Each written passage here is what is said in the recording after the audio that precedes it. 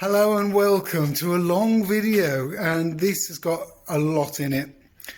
I'm going to try and put the chapters on it so that you can see where you want to go with it, what you want to watch, but I advise you to watch it. There's lots in here, so grab a cup of coffee or tea, your favourite beverage, and enjoy. And this is a bit like one of the early videos I used to do a while ago. Anyhow, getting on with it. I'll just quickly show you this, then you can get on with it.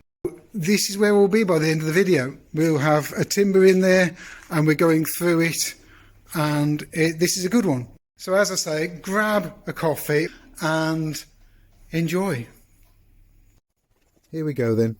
Ratchet straps that have been holding it on for the last couple of weeks, they've got to come off. And I'm just making a rod. We'll go over this in a minute. I just need the height of the bench. That draw's in the way, so the draw's got to come out. Not sure I'll be using that.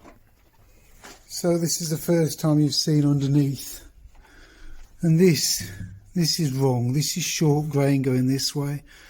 If it was going long ways, it would actually support the top better, like that one. That's the right way. This one's wrong. This has got to come out. A couple of screws, I might be able to get that out. Needs tidying up. Okay, bit of a mess, but we'll tidy it up. Well, this piece has got to come out. It's actually causing more trouble than it's worth, so it wasn't worth putting in.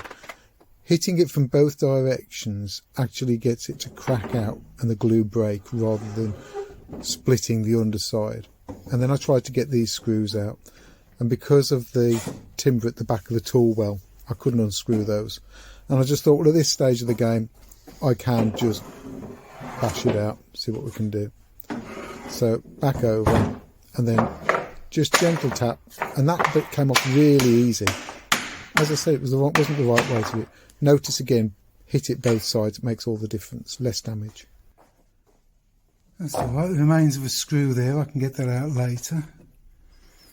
Actually, that's alright, that's not bad. Forward.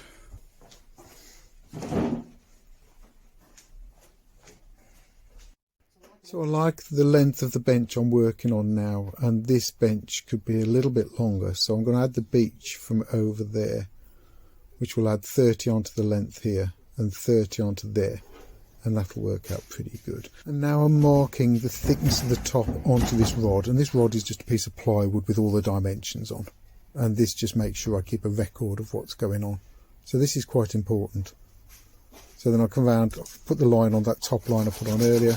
There's the underside line, and I could have measured it 69, but it measures 68 in somewhere else. And for now, I don't need the bench top any longer, so I'm going to put it in the other corner of the workshop, keep it out the way, and I'll come back to that when I need it. Time for the frame. So this is my rod. This has the, can you read that? Top of bench, existing top. So that's the thickness of the top. I'm now going to fill in on here some of these dimensions so that I can work out off here what goes where, as I said, because I've got to fill this in. So you've seen that before. So let me just, I'll start filling that in and we'll come back to you in a bit. So here I am cutting a piece of MDF. It's only 3mm or so. It's an offcut. I'm redoing this rod. The plywood just isn't clear enough to put pen lines on. You can't read the text. It's just not good enough. So start again, make it right, because it's a good one. Marking the rod out. So I'm marking these junctions out, these intersections, and I'm using a biro, and I'm not happy with this biro. And I don't know why I'm persisting with it, but it's not marking on the MDF. You've probably all had this. MDF doesn't like to be written on. I need a fine liner. This isn't, yeah, this has got to go. Fine liner. Right, I've changed my piece of wood. I am getting somewhere. This is called a rod, and basically a rod is all the dimensions you need from the floor up. So from the floor here to that first rail is actually drawn on to scale, and you can see that this bottom rail and that bottom rail share the same point, which I think is 240mm. So they both come in that area, the bottom rail they share, but obviously I've drawn that side rail as 80 and this one as 25. So those are the two side rails. We'll get back to that in a bit. There is a lot to think about. This bit's really quite interesting. I've put old bench here with the dimensions, and I've put new bench here. So straight away you can see I'm having a 30mm top on it, that beech, and I've moved this oak top up to there, which means that I'm putting a 30mm beech piece in between this and the top. So that's my plan. Whether I do that as a single piece on there, or do I bulk all of this out and then put a sheet over that, you know, make up a huge plank? Do I do that? I mean, it uses more timber. Is it worth doing? I've already got to fill all this in, and this has got to move over. So I've got a lot to do to that. That's why I've put that to one side. The next thing I want to go over is how much overhang do you have? So from the leg to the end of this bench, which is the first one I did years ago, that's 65mm, 2.5 inches. This one's the latest one I did. That's 140mm. That's 5.5 inches. This one, look, not much overhang at all. And I would say I don't like that. I want more overhang than that. So probably between that one and that one. This one here, well, this is just a temporary bench, this is, but that's 9 inches. That's 230mm. That's too much of an overhang. So, right, let's start sorting that out. So it isn't as simple as that. What I've got to think about is, and this is to get the length, and you're wondering, you might be wondering why I'm doing this. I mean, there is a lot to think about. There's so much more to think about on this. It would have been much easier to have just built a new bench. Much easier. The reason I'm thinking about it is because that rail is going, because I need a longer rail. How long do I need that rail? I don't know. I'm going to say that I need 80mm. So I'm going to come back 80mm to the leg. The leg is going to be 50mm plus 30 plus 30. So I'm telling you now what the legs are going to be. The legs are going to be the 50mm square, plus 30 on there, plus 30 on there, plus 30 that way, and plus 30 this way. So we're looking at each leg being 110mm by 110mm, which is approximately just over 4.25 inches square. That's nice. That's nice. But I also need to build in with this the way that the joints are coming in, so it is confusing. Let's go back to the bench as far as the length goes, because that's sort of where I need to start. If I'm having 80mm that way, I need to show you this bit because the tail vise is important. My tail vise here sits on this leg, and actually it works really well. It works really well. I'm happy with that. And that is, I don't know, 40 so mil from the air, but obviously this is adding more to it. So let's say I need 80 that end. Let's go 80 this end. Let's go 80 this end. Right, now I can work out the length of the bench. So the bench is going to be, I think it's that length plus 30 because of the beech. Let me check that. It's already 1370. And then I'm going to add plus 30. Plus 30. Okay, so that's that. So my next problem I've got to sort out is if the legs are there, I've got a vise going here somewhere. So the vise will do something like that.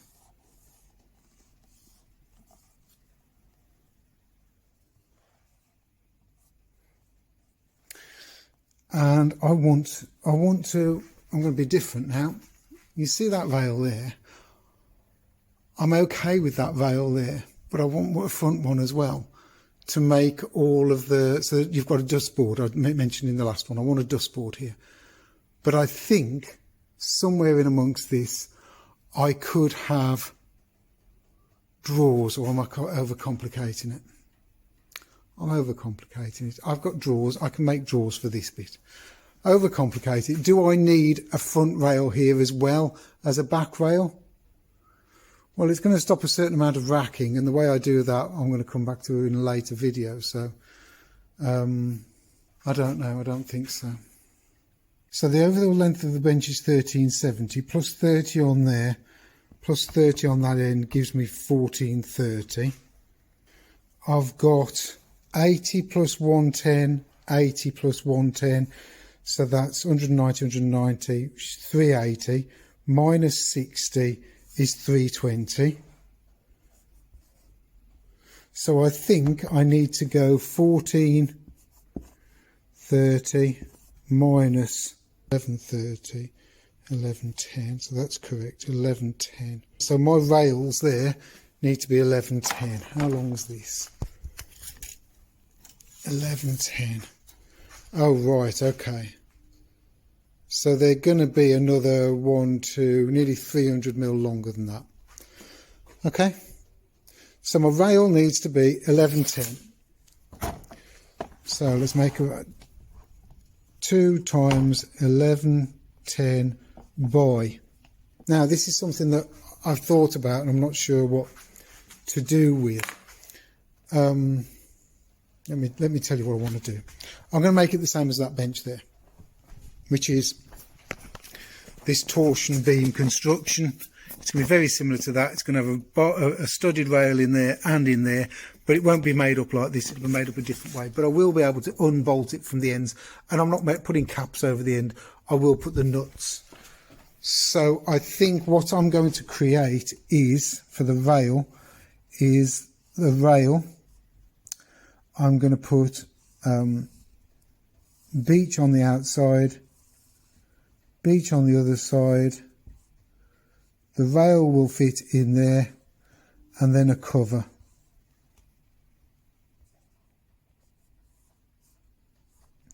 Does that make sense? And then the threaded bar will come through there. So it'll come through here and there, and I'll plug that up, but you won't see that because that'll be encased in wood. Right, so I now need to work out what that height is. Do I use the existing and do I round it off so that it actually fits in here? I mean, I did think that would be quite a nice feature. I think I might. So I think now I'm going to measure that and actually make it fit the round from the top to the bottom, which means it would, from the end, it would look rounded.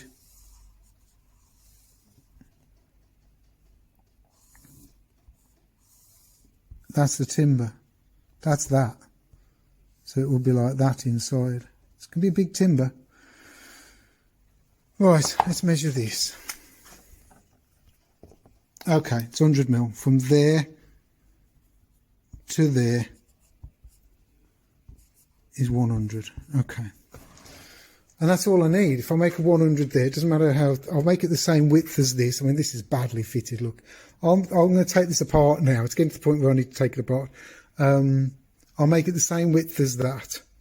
And I've got some timber up here. It was a bunk bed and it's now going to be cut down. So there you go, let's get that timber out.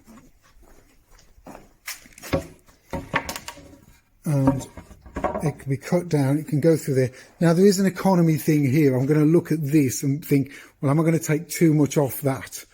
I don't want to take too much off that and spend ages doing it.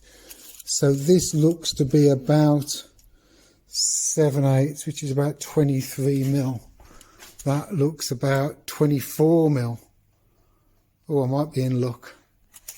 I might be in luck. Oh, there's some of the tidying up the other day. Sandpaper's up there now. And that looks better. So for those who watched last week, sorry about that. But look how much oak I've got on there now. So it was worth doing. That's going over there. Right, so 100 mil by 25. Not 25. By about 23 point question mark. if I put 23 point question mark. The thing to do really is get the length first, which I've got there. Right, now, anybody know what snipe is? I have to add 90mm plus 90 for snipe, because I don't want to deal with snipe as well, which takes it up to 1200, and then I can cut it down. So 1200 by 100 by 23 by 100 by 23. There is my first timber for that rail. And don't forget, you can share on WhatsApp to your friends who you think this might be appropriate to. So if you've got somebody that you think, oh, they might like this, share, WhatsApp. YouTube loves it. Allen key at the ready, just the 3 to undo on this side. And the weird thing is sometimes if the barrel nut goes up your sleeve, it's just a little bit weird, but it does happen. So that's off, and I can put it flat on the bench and have a look at it. This, I'm going to leave this like this so that I can still use it as a reference, and I'll put it back over in this corner of the workshop. Right, so first timbers to be cut, so I'm finally getting to it.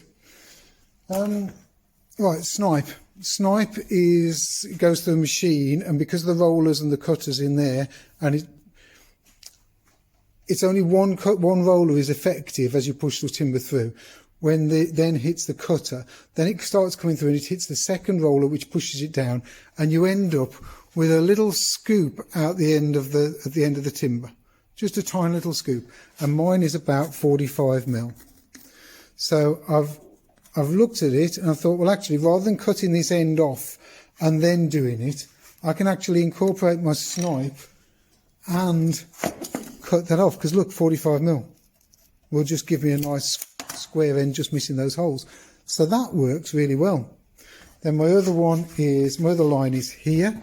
I'm just going to slice through there now. These will be kept for something else. These still might get used in the bench, because what's the next thing I've got to think about? I've got to think about the depth, because I want it deeper than that. That is not deep enough. If I put that next to this bench and put it flush on the outside there, I'm 3 inches away from this, so this needs to come. So am I going to end up doing the same thing with those to make it deeper this way? Let's not get into that yet, but most likely.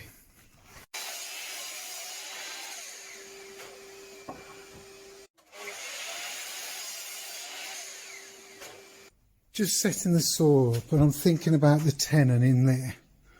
And I'm just thinking that actually, if I've just got one through there, I don't think I need one here and one there. I think it's using too much space. If I have another rail here, that's going to keep it all parallel. I think I just need one threaded bar through there. So if I put one threaded bar through there through the middle, I need to cut this down and then cut a channel in there. I think I can do that. Cut a channel in there that marries up with that. And then I think I'm going to do that. Yeah. So I'm cutting these down to height, width, thickness, whatever you want to call it, you know which way. And as you can see, I'm checking the timber out. I'm checking to see what's going on, which way it's bowed, which way it's straight. There is some bow in this, so I need to do some work on it. And I'm only taking about 1.5 mm each side. There are bevels which I'm losing, which is great. Right, that's it for today. I've run out of time. I'm going to plane that down to fit in there, and then I'm going to cut a channel out of there for the threaded bar to go through and utilise that hole and there. I'm already utilising the mortise to sit in there nicely with shoulders. So I've got to do mortise, I've got to do shoulders. Yeah, I've got all that to come, but I think utilising that hole is going to make such a difference. So yeah, this needs a channel down the middle. I could do it how it was done, which is a hole through here and a socket there. No, I want to go the whole length. I want to be able to tighten the whole thing up so that it's really grippy. That has been tightened up twice, and that is the most stable bench I've got in the workshop. It doesn't move anywhere. That one and this one's built on top of built on top of built on top of built, and as you can see, it's screws and screws, whereas that is more jointed and the torsion bar through there. Yeah, on our way. Tomorrow, plane those, but I can't just plane those. I've actually got to empty that out before I can plane it, before I can do the channel. But yeah, I'm getting somewhere. So that's it for tonight, Monday night, and that's my contribution to the firewood. So it's not much, but it's underway. So you know I'm cutting wood for it now. There you go, let me show you firewood. Oh, beards, what's this? Anyhow, Thursday night, guys, which is mad. Anyhow, let me show you this. There was a big old lump of willow or something, so I've got rid of that, so I'm happy. So thank you, Andrew, for allowing me to carry it to the car for you. And right, let's get on with this. Oh, I could show you this. This is a piece I've got to restore in a few years' time, maybe next year sometime. This is 3 parts. This is a middle part of a screen. You know, like the 3 parts of a screen. Look how that's got so much depth to it. But look at the date, 1886. Right, there are the timbers. They need to go through the planer, but before that, I've got to do something else. So that's got to wait till tomorrow. And I'm going home in a bit, but it's what time is it? 10 to 8. Hi, welcome back. Makes a funny noise every time. Welcome back. Let me show you. Well, I mean, it's Friday morning. I've got a lot to do.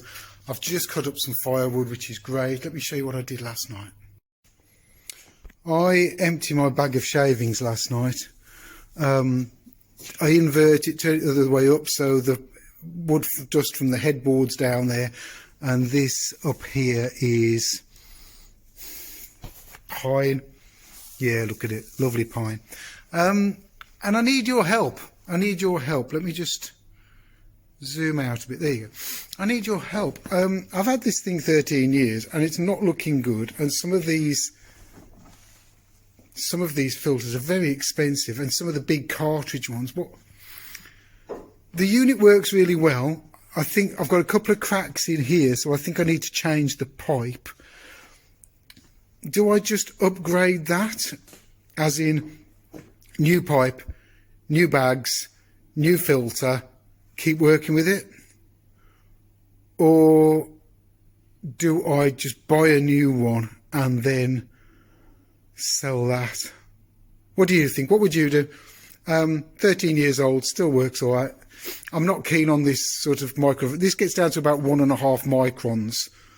And don't forget, this is the UK. So if you're in any other country, then this is where I need your help. If you're in another country in the world, look at the UK prices. I mean, if you're in the States, honestly, guys, you're in the, I'm not going to say the best country, but you're in an affordable country to live in compared to the UK. The UK is not the most affordable place to live. Anyhow, that's done. That bag's changed. So the next thing I've got to do, and I've had these, is plane these down. I've had these in cramps with to try and take some of the twist out of them for the last day or two. Anyhow, I'm going to put those through. Look, one of my kids back to school. I'm going to see if I can get that off. Back to school. One house point. Somebody got a house point. Anyhow, as I said, this is the bunk bed. I'm going to plane those down, and I've had a change of mind about the construction. Let's plane those down.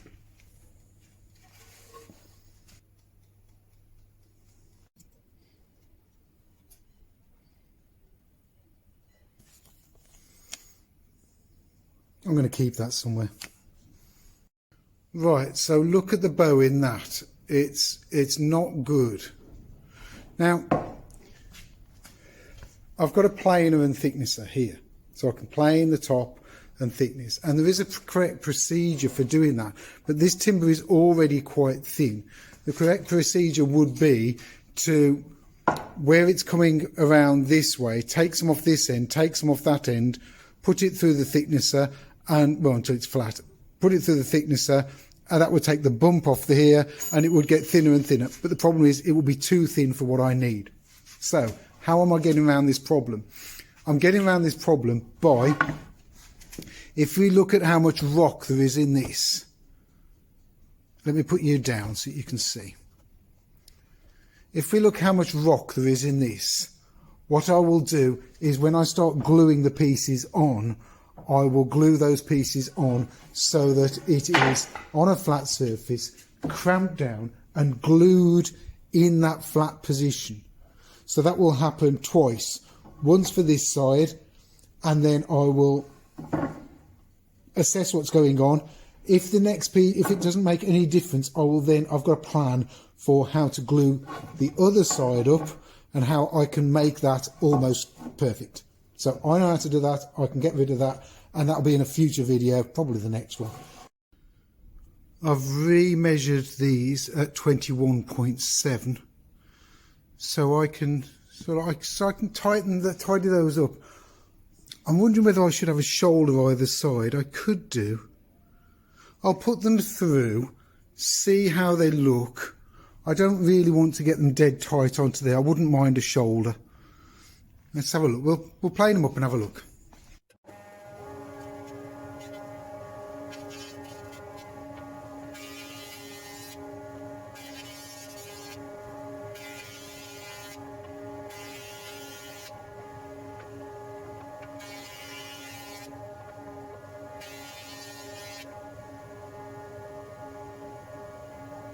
I'm going to apologise if this is a little bit confusing. Right, so what I've forgotten to allow is that's the rounded part of the tenon there and there. So that adds another 20mm to the length, so I'm after 1130. Okay, so what I'm doing with these, because I'm going to cut these down because I allowed for snipe, which is this very gentle, you can just see it there, see that little line there? It's just a very gentle, it just goes thinner. So I'm going to cut these down now. And I'm going to cut to this hole, where I said, to the side of this hole. So I chop that end off, but I'm going to leave that extra 20mm on this end. I'm not worried about the snipe in that position. In fact, there isn't much in there. Just a tiny witness, but there's not hardly any there, so that's all right. So anyhow, instead of cutting them separately, I'm cutting these both at the same time, and I've put the bows so that they both bow out and out that way and out this way. I can then put a cramp in the middle and tighten them up. And you're probably thinking this is overkill. Look, it's a lesson learned. It's a lesson. If I do that and tighten that up one-handed, which isn't easy, there you go. If I do that, these timbers are now straight, which is good. Now when I chop the ends off, they will be square. If I allow them to bow and I chop them, the ends, when I put them straight, wouldn't be square. I know it's only a fraction, it's worth thinking about, so I'm going to mark this up.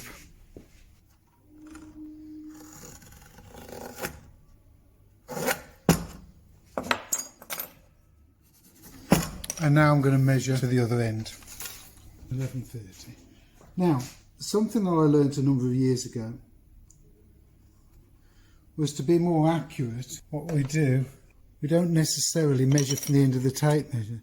So can you see there, I've gone 1230. So I'm after 1130. So I've gone 1230 there. And then over here, I will mark on the 100, which is there, which is a lot more accurate than using the end, trying to mark it like that. That's silly. That's silly. You can't do that. Again, from the top of the timber, I'm going to put that in there. There we go. There's the mark there. Here it is by the side of these holes, because I just don't want those holes in the mix. So I said I was going to cut them off. I've cut them off, and that was... Right, let's cut that down on there.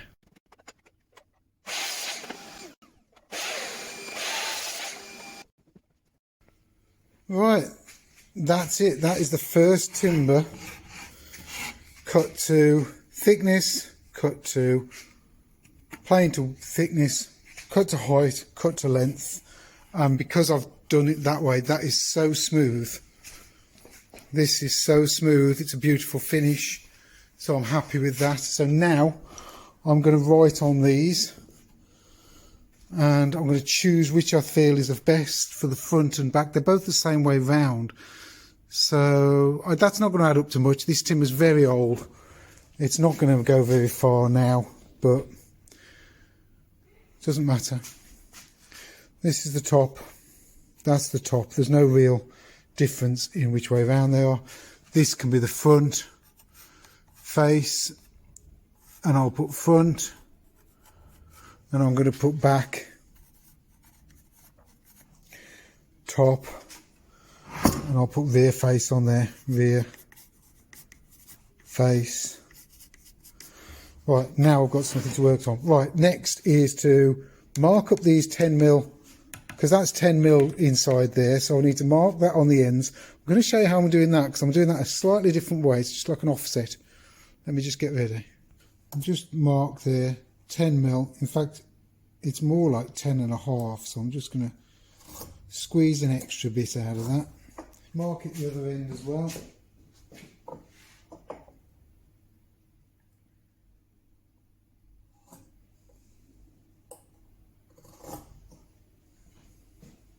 So with my engineer's square and a scalpel, I'm transferring those lines around each end on each face to make sure the marks are all there. And then we move on to the thickness of the tenon. So I use digital calipers. They're really affordable these days, well worth getting a set. Just do it, makes sense. You can lock the little screw to make sure they don't move, and then I use the opposite end, the other end, for the depth stop to make sure that it's set up exactly right with the marking gauge. Just lightly tighten it and then tap it around to make sure it's exactly right. There you go. Get it exactly right, and then you can just tighten that thumb screw just a little bit more, knowing that this is exactly right.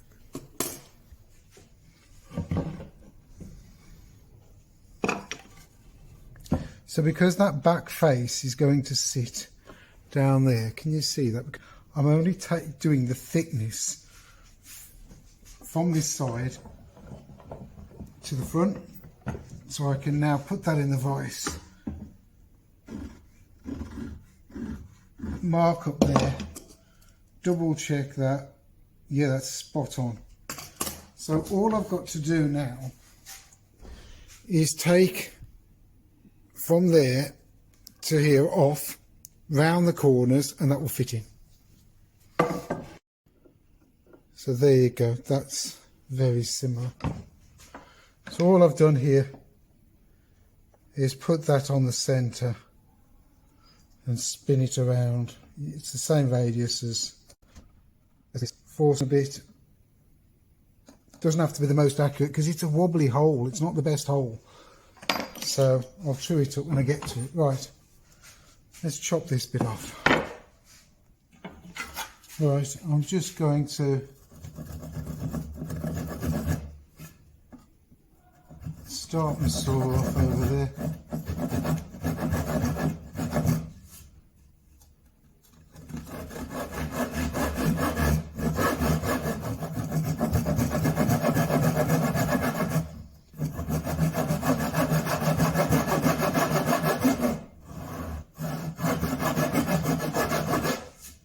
That's it, and then I'm going to cut around for these tenons.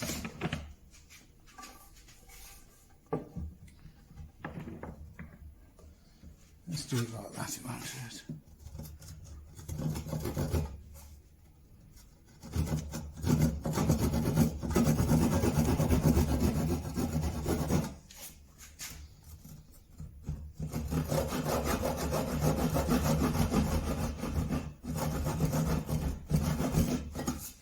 That should make chiseling these ends a bit easier now.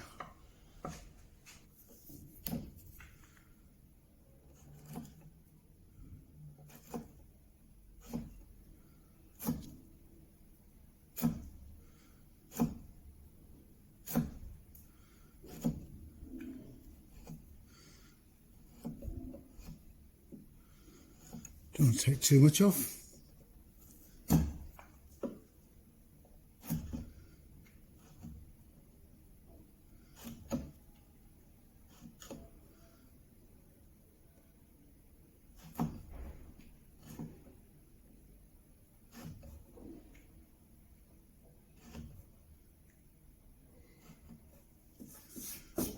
That's pretty good. I'll double check that in a minute. Just want to get rid of the waste. Let's get this a little bit higher in the vice so that you can see it better. How's that? There needs to be a bit more of a cut on that one.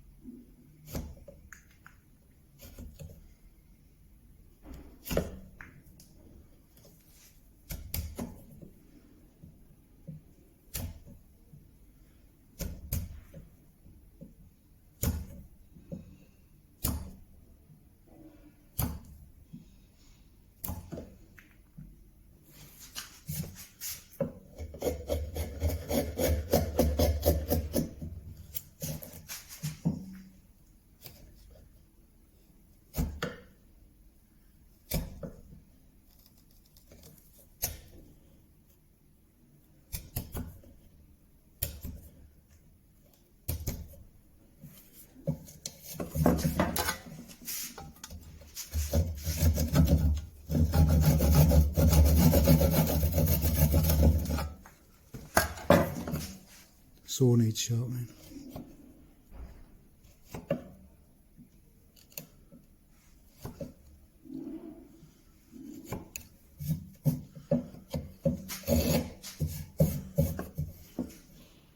Not very round on this end.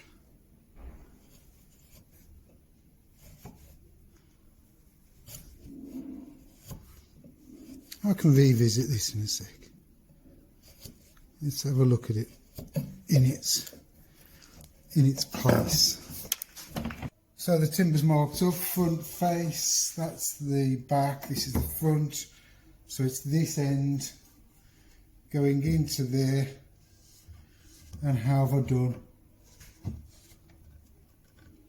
Oh, okay. Ooh. And again, it's going into oak, it's a little bit wobbly. So what I do is I mark with a pencil where it needs to come off, and there really isn't much. There's a bit around there, possibly a bit from there.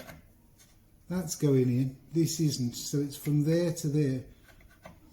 Don't forget, I'm fitting to something that's bumpy. That's been routed out and not very neat. I could tidy that up, but I'm fitting it, so I've got to take some off there, a little bit off this corner.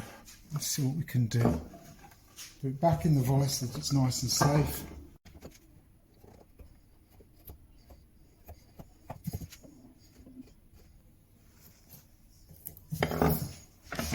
And this doesn't have to be the tightest joint.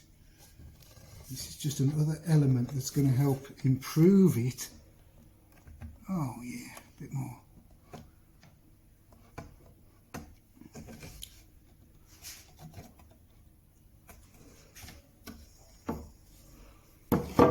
Just pushing that there. I'm going to tidy that up.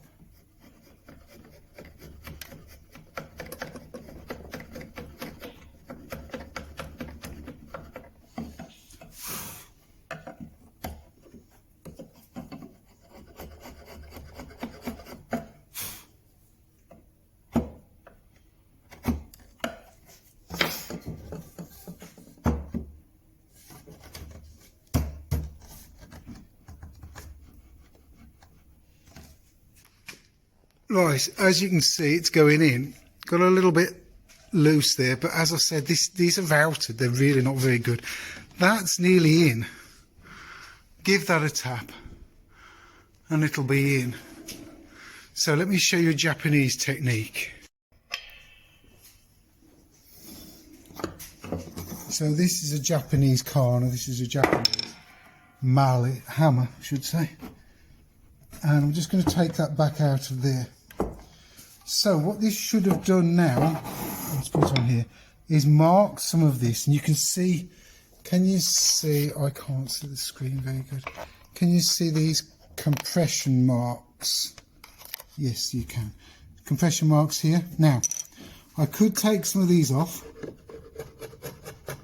which might be okay. But the Japanese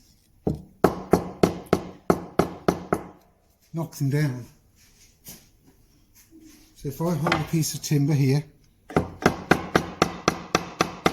that I'm not damaging it like I have just done that.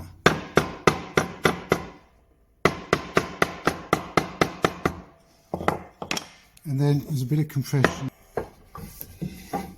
There's some there, look at that there. So if I knock that in over time with a bit of moisture as well, because you can add moisture to this joint and it pops back out again. So you put the joint together, put a bit of steam or hot water near it, it pushes back out and it squeezes the joint. It squeezes the joint back out together and it makes it super strong. So let's see if that's any better. Oh, it feels like it is. There you go. It's not quite there yet, but that's okay. I can give it a tap. Right, I've given it a little tap and I don't think it's going in too deep, but I can check that out. This should go up to... I could squeeze this together now with a sash clamp just to confirm that the joint works together. I know I've marked it up correctly. It's probably because of that compression. It's very tight, which is great, but I want to know it goes together. So I'm going to squeeze those together with a sash clamp. So I've got the sash clamp on there and I'm just going to... There you go. Wind it in. Gap gone. Gap gone. I mean, pulled it over this way a bit because there's no... But there isn't a shoulder on the other side, so it's pulling it over to this shoulder. That's fine. Have a look at this. How's that? There you go. First joint done of the bench. And just got to do the same to the other one. And then both ends. Which I'll do that so that you don't have to watch it. But that's how I'm doing that's how I'm doing it. So there you go. That might be it. If there's another few minutes after this, I'm doing more. But if there isn't, then I've run out of time. So anyhow, that timber's there.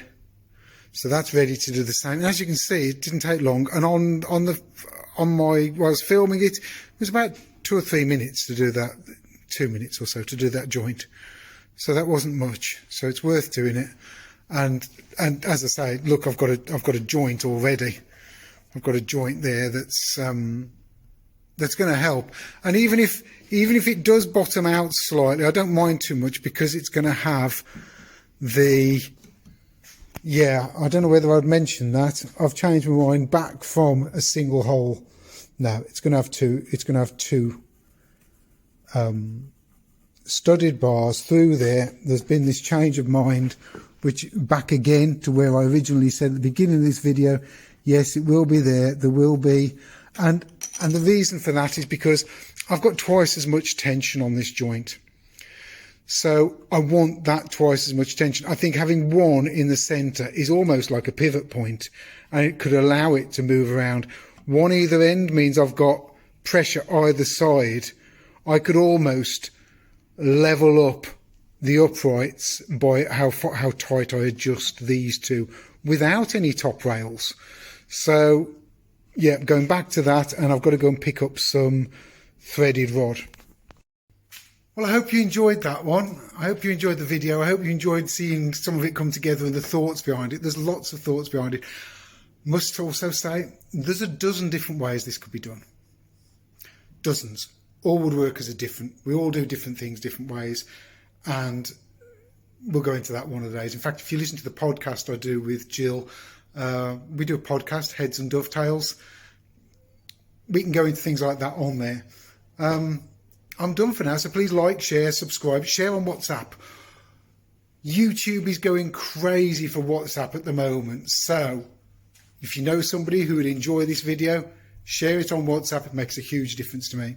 Thank you very much. See you next time. And this one's for you, Rich. Godspeed. I don't know. Rich, for me, you're one of those people that would, when I started doing YouTube channel, I used to come into the centre and you'd say, how you doing? You're doing well. I love your videos. Keep them going, mate. And you were such a joy to have here, sort of on my side in those early days of me doing video when I was getting 3 views or 10 views or whatever, and you'd say, keep going, mate, keep going, you're doing great. And I owe some of the success of this channel down to you and your persistence and the way you just kept coming back and watching more and coming to the workshop, and we'd chat and go through things. And thank you.